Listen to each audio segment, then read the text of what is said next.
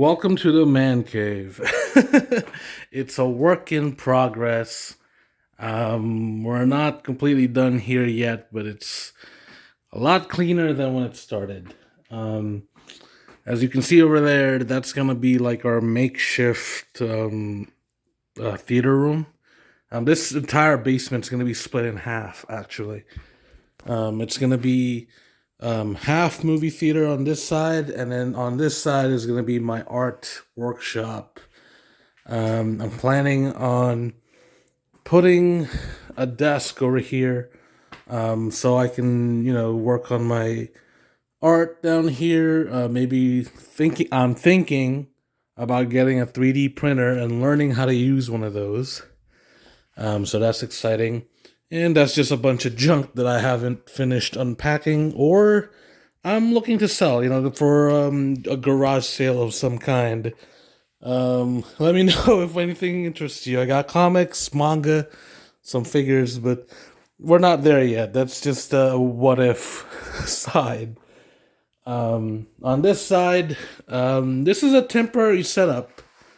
As you can see, this is my collection, my figure collection shelf. This, like I said, it's temporary until I can figure out how to add another bookshelf on this wall. Um, I don't know how to do that yet. I'm trying to figure out like what size I want. I don't know exactly what my plan is yet, but this is here for the time being. And as you can see, this is my Dragon Ball collection along with my high school trophies. This is slowly building up. I decided to put a bit of a pause on collecting figures right now because they are expensive. They get really expensive, especially like these Grandistas and like other hard to get figures. I did finally get like a Goku and Vegeta pair. This is a gift from my brother on New Year's. Really love it. It's from the Dragon Ball Broly movie where those two decide to combine their attacks against Broly. It's pretty cool. And down here we have my entire complete collection of Disney Infinity figures. My brother and sister have tried to hide a few of these to see if I remember which ones I'm missing. And surprisingly enough, I know exactly what's in this collection. I know what would happen if something goes missing. I'll know exactly which one they took. But yeah. And I decided to clean them because they were very dusty when I took them out of the box. So they're really clean now. And then down here is like a little section for my brother. It's a work in progress. This is gonna be like a Pokemon slot or something. We got these as like a fun little gift for him. The Squirtle is mine because I love Squirtle. I got him that Pikachu for his birthday, and it lights up. I don't know if you have to plug it in or if there's batteries, but it lights up. I don't know if we're gonna leave it here. Like I said, once we figure out what to do with this entire shelf, we're gonna figure out. I kind of want this on top so that we can have it light up and be a nice like centerpiece. And just a few other figures that we're not gonna talk about just yet. Those are extras. And then this is there's the shelf, the bookshelf. This is all the manga and comic books in my collection thus far, not counting single issues. Single issue comic books, as you know, I collect those. They're not going to be down here because I'm afraid that if it floods, it might damage them, and they're pretty valuable to me. I don't want them down here. But yeah, I'll go over this real quick. As you can see, these guys are here as a temporary setup. I'm thinking about putting Dragon Ball collections over here, like a whole section of Dragon Ball manga. I don't know when I'm gonna do that yet. I'm still deciding which which manga and comics I should start collecting. But this is here as a temporary piece, just so it looks nice. As you can see, it's Megatron and Optimus Prime, along with a copy of Action Comics #1, which is the first ever appearance of Superman, aka the godfather of all comic books. And let me tell you, this is not the real thing. So don't ask me how I got a copy of one. This is a Loot Crate exclusive. It's like probably $10 on eBay, probably 15. It's a certified reprint copy. There's a certificate of authenticity right there. I think it's signed by Jim Lee. But this is not the official like first print, because if this was the original Action Comics #1, it would be worth $3 million, and I don't have that type of money. But yeah, although if I were ever rich, you best bet I'm gonna try and find myself a copy of Action Comics #1, because it's such a great piece.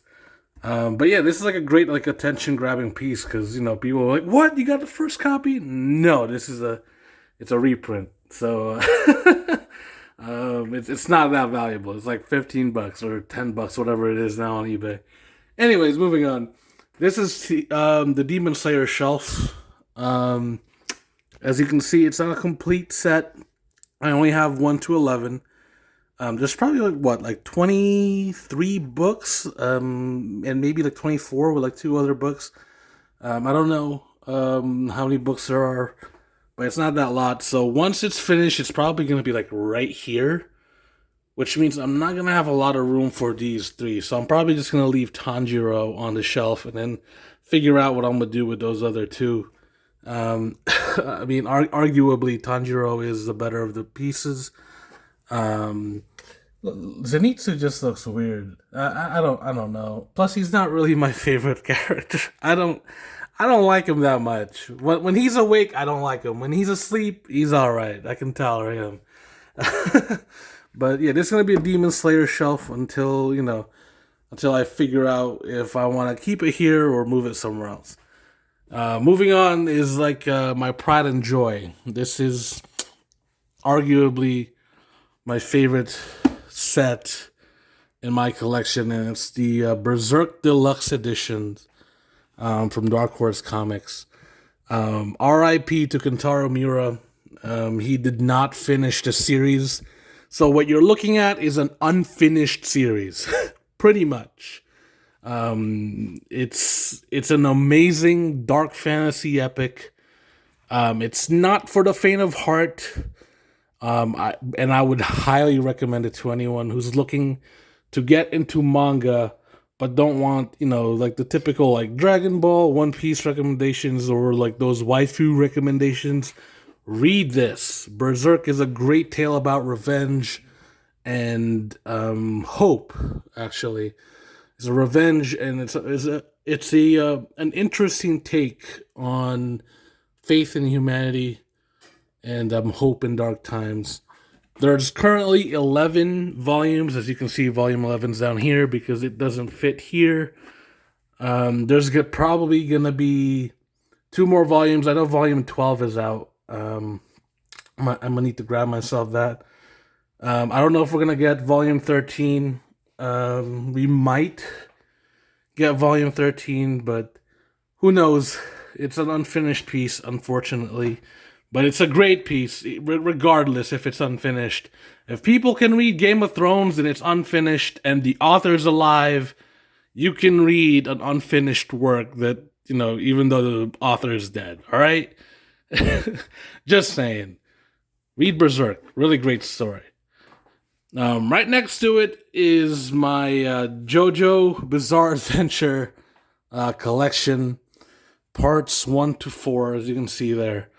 I also have this book by Araki called Manga in Theory and Practice, and it's a really great book on like his philosophy on creating characters and stories, and it also talks about like his art style and how he developed it over the years, how it went from like the classic 80s muscular art style that you would see on Fist of the North Star to a little bit more flamboyant, model inspired art style that he has today.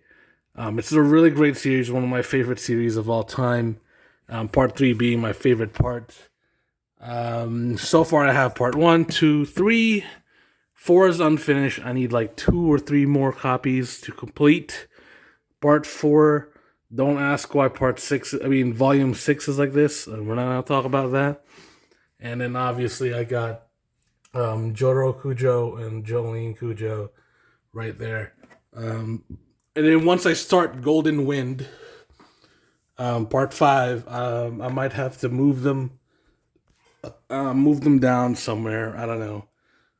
But yeah, that's that. I put those up there simply because I don't want them down here, because I'm afraid that if it floods, it might get damaged, and I don't want that to happen. And I try not to I make sure not to put them up against the wall, because in the event that something leaks over there, I don't want to even think about it. Like, these books are like my pride and joy at the moment. Then continuing on down here, we have my Marvel section. It's a work in progress. I don't really have a lot of Marvel comic books. I actually grew up as a big DC fan. I only became a Marvel fan sometime around, I want to say 2000. I don't remember. I mean, the only Marvel comics that I liked up at that point were X-Men and Spider-Man. I didn't really care about anything else except those two properties. Like everybody, everybody loved X-Men and Spider-Man. They were big back then. But I didn't start reading like Marvel comics up until like later on, probably around like, I want to say 6th grade. But I grew up mostly DC. So this is going to be my Marvel section. As you can see, I have the Infinity Gauntlet Omnibus here. I'm working to get an Infinity War Omnibus and an Infinity Crusade Omnibus. This way it'd be a nice trilogy of omnibuses right here, for one of the best storylines in Marvel Comics. I'm also thinking about deciding which X-Men omnibus I want to collect. I probably want to collect the ones with Jim Lee and Chris Claremont runs. But yeah, this is going to be like mostly Marvel. And I also have this Stan Soapbox. This is a really, really fun book. For those of you who are interested in some Stan Lee written material, this is a really good thing. This is a compilation of all the things that he wrote on Stan's Soapbox, which is like a little section after every comic book at Marvel Comics. It's like a little section where, he responds to fan letters, fan theories. He talks about his philosophies on storytelling. It's a really good book. It's really, for if you want to know more about Stan, the man, it's a good book to have. And right next to it, it's not Marvel. As you can see, it's IDW. But this IDW collection is a collection of the original Transformers comics published by Marvel Comics at the time. I have the single issues, which I could show off some other day, but this is an unfinished set because they're out of print and they're very expensive. Finding like these, I found them cheap. Like, luckily I found these cheap. But this set is very hard to find. Like, as you can see, like, these are like the original Marvel Comics. The thing is, it's published by IDW. So they had to remove, like, as you can see right here, the original one has the Marvel Comics logo up there. They had to delete it. And but the best thing is, for something not published by Marvel Comics, I'm gonna show you. They actually were. Are you out right here? They were actually able to publish Transformers issue number 3, which has a special appearance by Spider-Man in his black suit, as you can see right there. It's a really good thing that they have that, because other collections don't have those issues, because Marvel and their rights and stuff and how it works. Oh my god. but yeah, there's like a bunch of characters written specifically for the Marvel run of the Transformers comics that IDW can't use because they're still under rights by Marvel. But they're here for the time being. Number 5 is actually very annoying to me because it's like a misprint. It has like that white bar. But like I said, it's unfinished. Now I'm still missing Volume 4, Volume 6, and Volume 8. Last I checked, Volume 4 was like $200. Like if I can find one on eBay.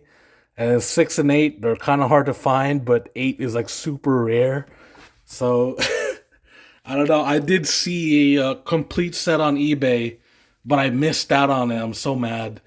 I didn't care if I was gonna double dip, but I really wanted it, but I missed out. But it's whatever. I got the complete set of Transformer comics anyway as single issues, but it would be nice to have them as a complete set, right, of volume trade paperbacks. And right now, I have this Thanos figure taking up space just for the time being. Like I said earlier, there can only be one Thanos on the shelf.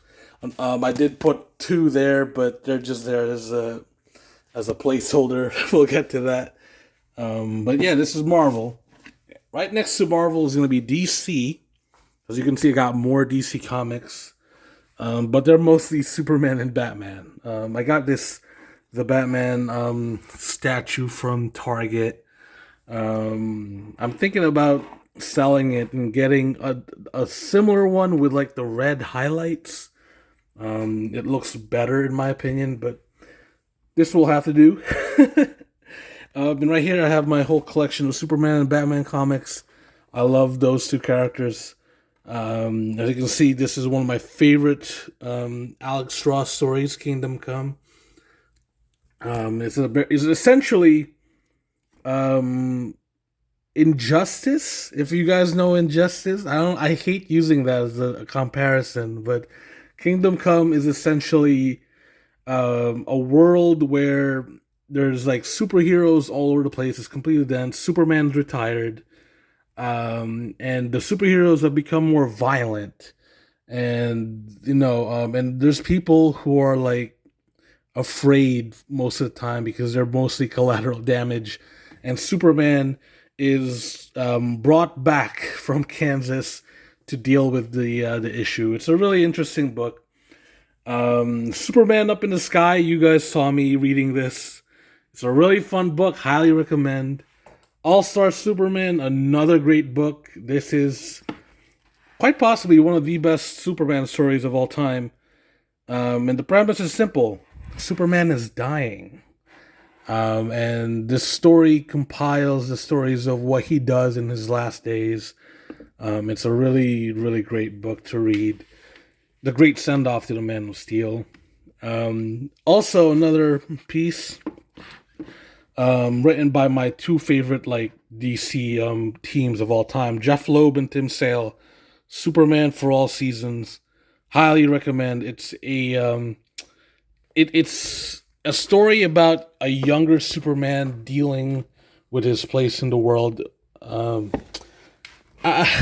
don't know how to completely describe the story, but it's told within like the 4 seasons, and it's told into 4 different perspectives. It's like Superman, Lois Lane, Lex Luthor, and I think the Kents. I don't quite remember. I might have to give that a reread. And then obviously we got Superman Red Sun. All the homies know everything about Superman Red Sun. What if Superman lands in communist Russia instead of America? Really fun piece. Let me see here. Also, we have some few Superman books I haven't read. This is the new Krypton storyline. Oh, actually, I read this. Superman Madman Hullabaloo. It's a fun read. My friend Scott from Clockwork Comics and Cards recommended it to me.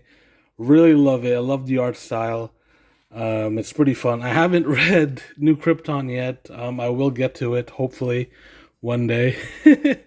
Superman, Man of Steel, Volume One. I'm also holding off on reading this. I want to like completely binge this when I have the time.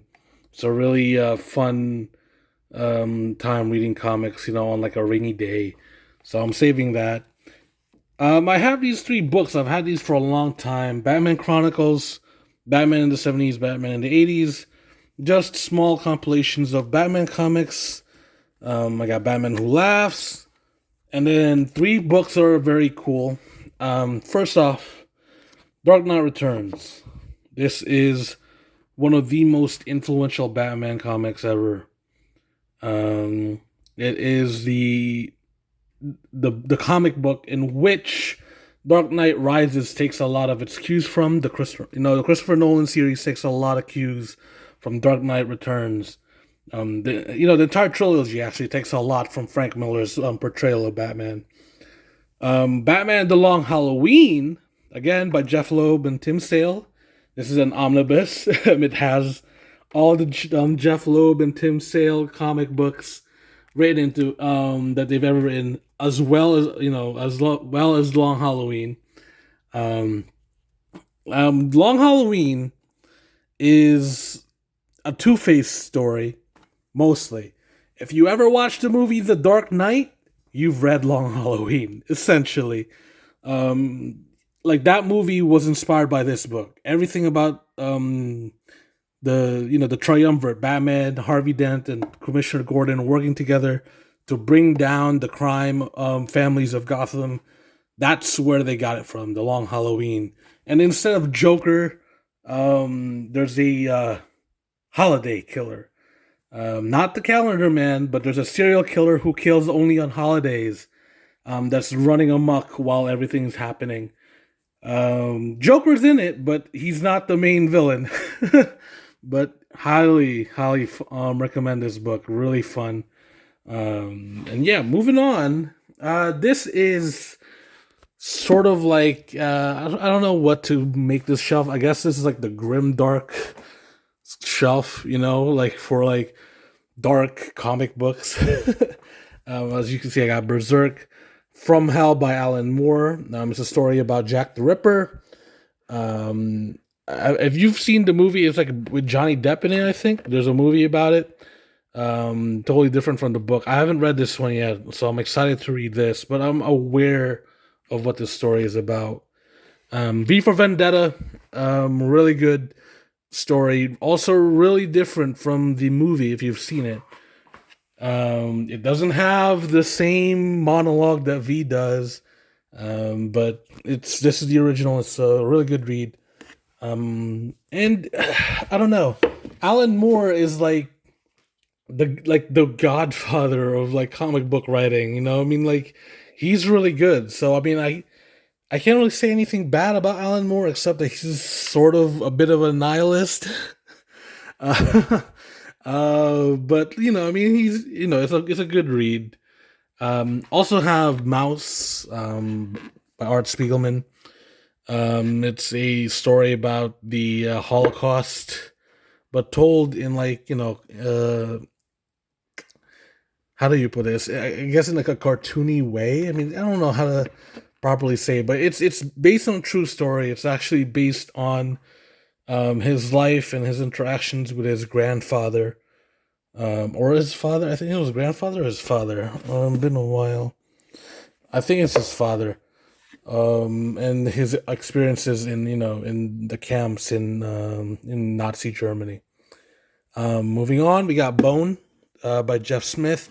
This is a complete one volume edition, so this collects all of the Bone stories.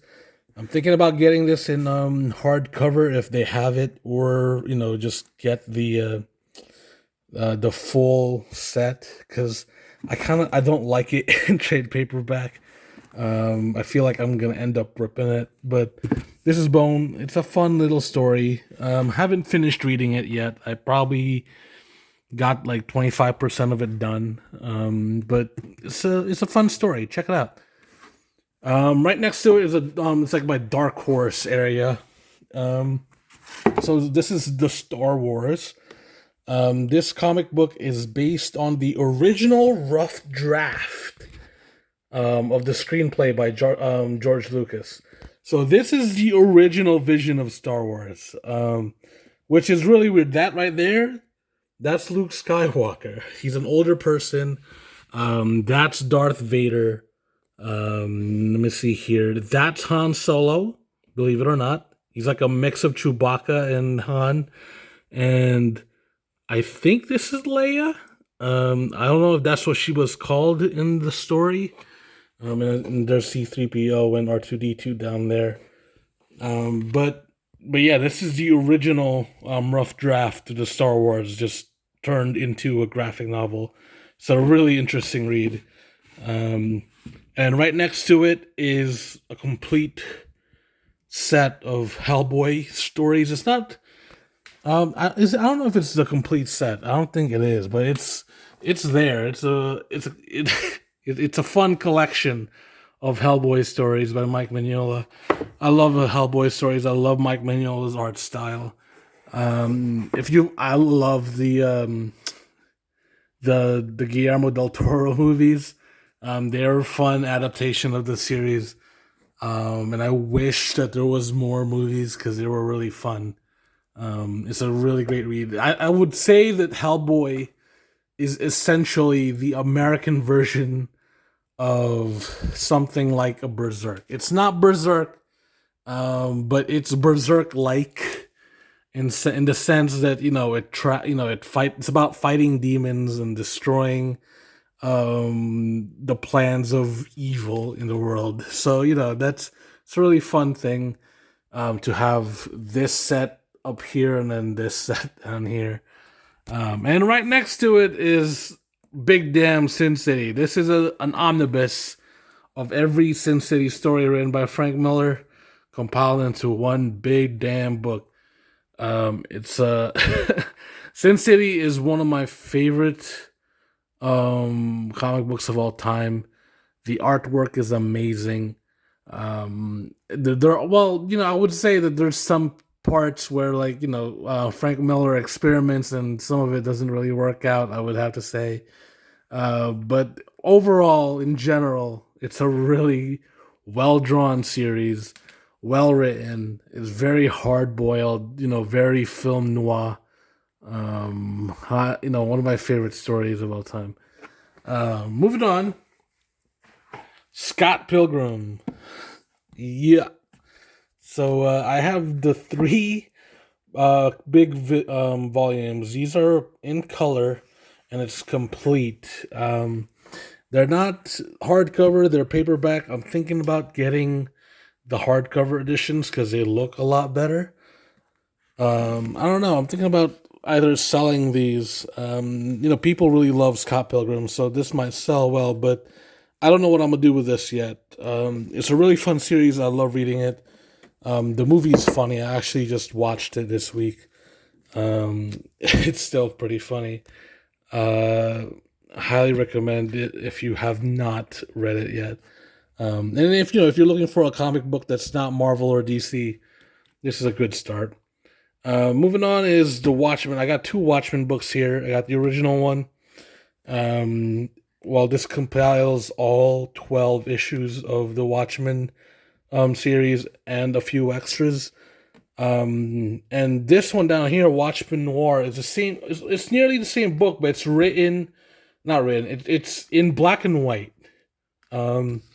Instead of the iconic Watchmen palette, which is full of secondary colors, like oranges and purples, as you can see here, the Dave Gibbons art.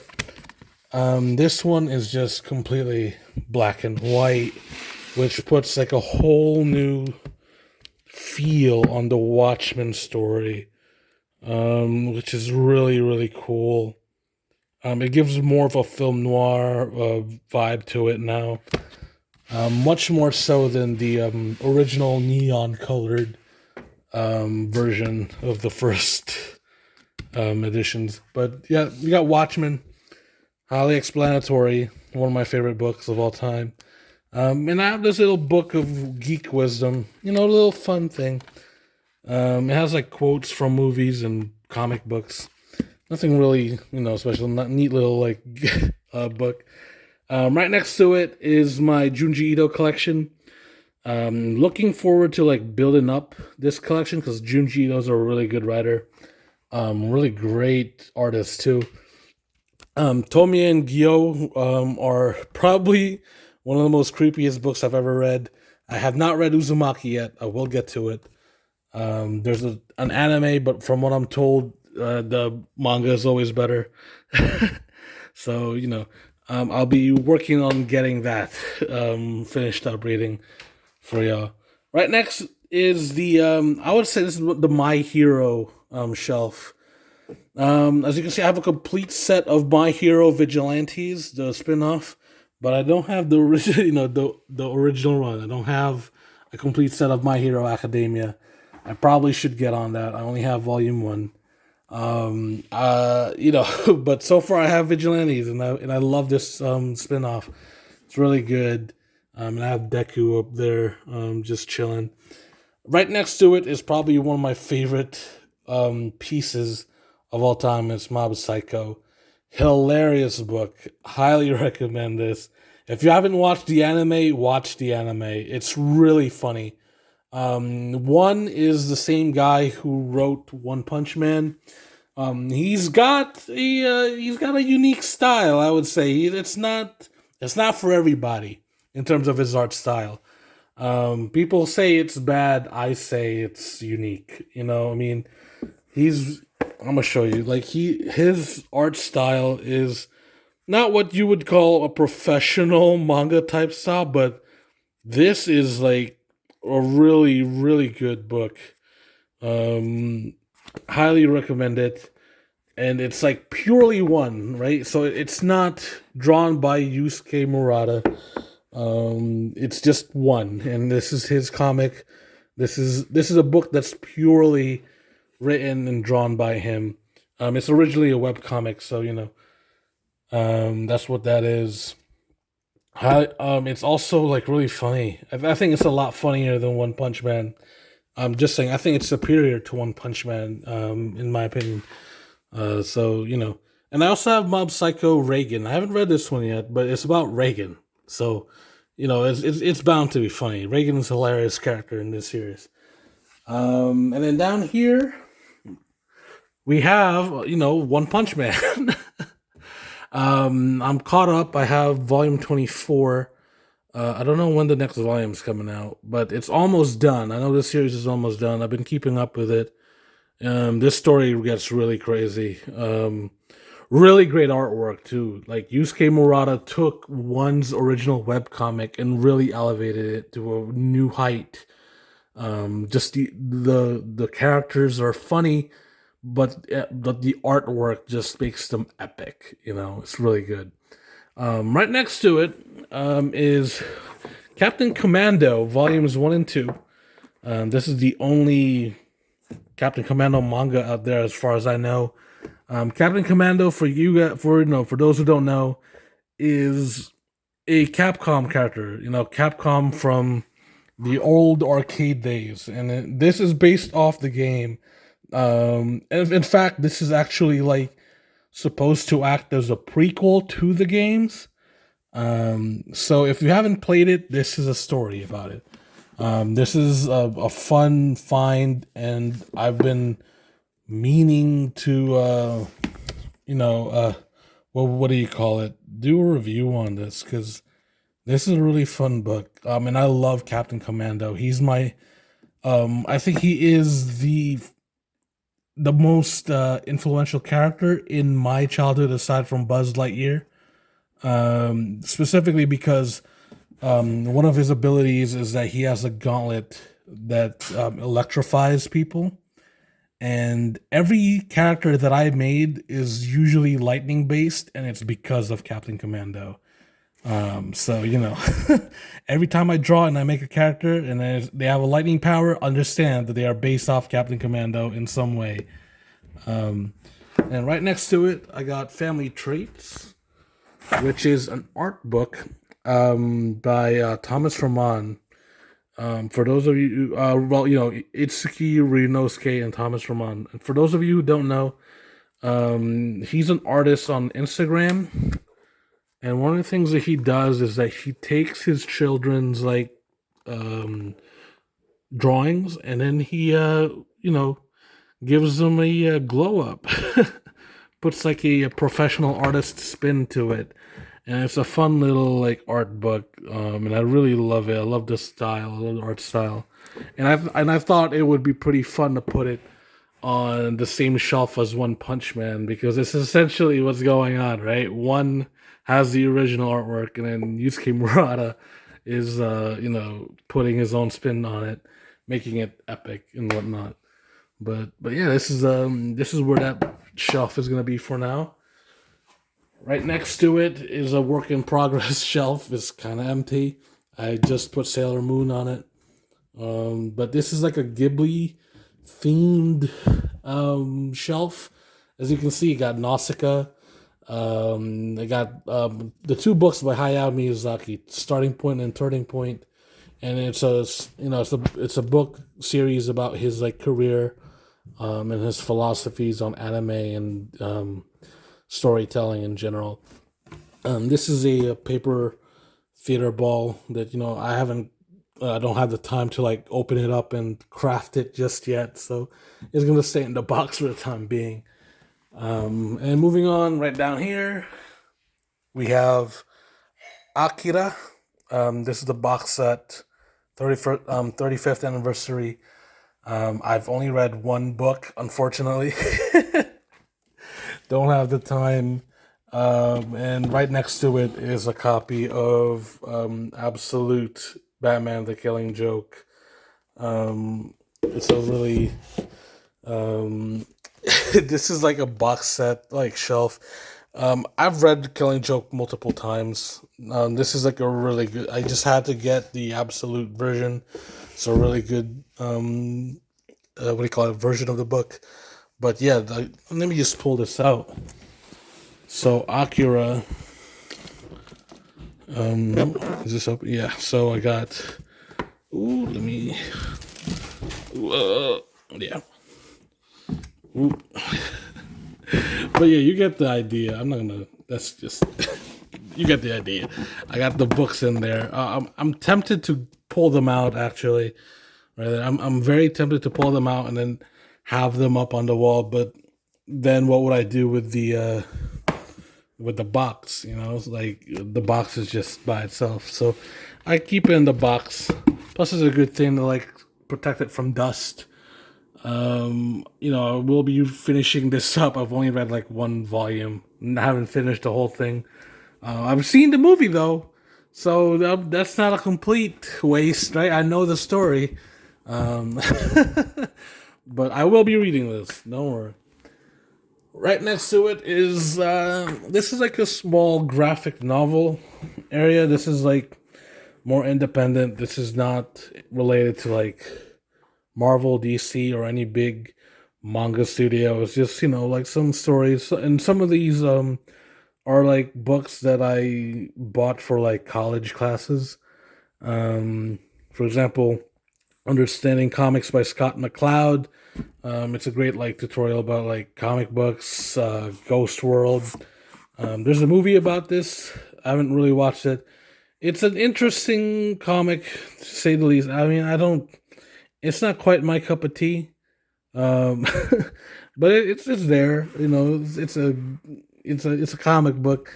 Alison Bechdell's "Are You My Mother" and Fun Home. If you guys know, Fun Home was adapted into a play recently, like a musical now, right? And it's about her growing up with her father and her relationship with them and all that. Both of these stories. They're autobiographical. It's pretty good. Give this a read. Stitches is also autobiographical in some way, if I remember that right. It's about, yeah, it's a memoir. It's a David Small memoir. Um, I don't quite remember this story, but it's a story about abuse. That's what I will say. Man, it's been like 4 years since I read it. American Born Chinese. This is a fun book. For those of you who went to high school and did speech and debate with me. I forgot who did it. It's from Montville. One of the Kevins. Shout out to the Kevins. Did American Born Chinese as a humorous interpretation piece. It's a really fun book. Highly recommend. Space Boy. This is a good webtoon. My sister got me to read this. I only have volume 1. I want to collect the rest of the volumes, but this is a really good webtoon. Give it a read. Yeah, and you can read it on webtoon, so it's there. And then finally, I have this. It's a novelization of Your Name. It's a good movie, but this is a what do you call it? It's a book. It's not like a comic book. As you can see, I highlighted it because I don't remember why I took notes, but I was just like analyzing. That's what I do when I have books. I like to mark it up as I read. We're not even going to talk about these Thanos figures. They're just there. And then right here is another work in progress shelf. I don't know what I want to do with this shelf. Right now, I have 4 books by Alex Ross here. Marvel, Marvelosity, Mythology. This is DC, this is Marvel, and then another DC book, World's Greatest Superheroes. Alex Ross is my favorite comic book artist of all time. Look at that. Like photorealistic style. Look up his stuff, man. This is one of my favorite artists of all time. So I'm probably gonna make this an Alex Ross focused shelf, or I might turn it into like an art book shelf. All my favorite artists just have their art books here. But just brainstorming. And that's a copy of Superman #1. Again, this is not the original copy. This is a facsimile. I don't know how to pronounce that word. It's a reprint. It's not the original. If this was the original, it would be worth millions. This is Superman #1. This is the what do you call it? This is the first comic book title with Superman on it. It's not Action Comics. It's not even his first appearance. It's just a pure Superman, the first Superman comic titled Superman and not Action Comics, right? So, because Action Comics is like a compilation of different stories, including Superman, and then this one, Superman, is just pure Superman stories. And it's like the beginning of the superhero genre, the collection of single issues and whatnot. But yeah, that's the bookshelf as it is right now. The collection room. It's a work in progress. I don't know what I'm gonna do next. My next project is probably filling up this entire wall up here with comic books or movie poster prints. I don't know. But yeah, that's it for now. Thank you.